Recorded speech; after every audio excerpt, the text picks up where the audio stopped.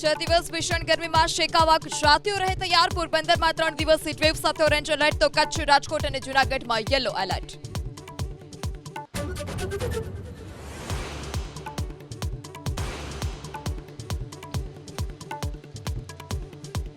ડેડિયાપાડાના આપ ધારાસભ્ય ચૈત્ર વસાવા અને ડીવાયએસપી સંજય શર્મા વચ્ચે જોરદાર બોલાચાલી. એસપી ઓફિસ જતા અટકાવાતા અકળાયા ધારાસભ્ય ચૈત્ર વસાવા.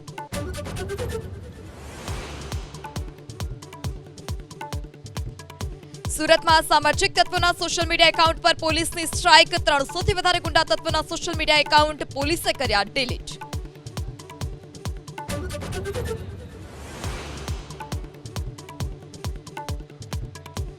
રાજ્યના પોલીસ વિભાગમાં ફરજ બજાવતા 261 એએસઆઈને અપાયું પીએસઆઈનું પ્રમોશન. છેલ્લા 15 મહિનામાં કુલ 7031 પોલીસ કર્મચારીઓને અપાઈ બઢતી.